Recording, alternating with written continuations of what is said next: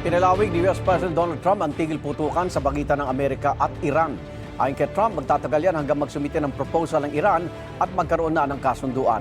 Ang naging desisyon ni Trump ay kasunod ng hiling ng Pakistan na itigil muna ang pag-atake habang hindi pa nagkakasundo ang Iranian leaders at representatives. Gabisana ng April 22 sa Amerika, nakatakdang magtapos ang ceasefire agreement ng dalawang bansa.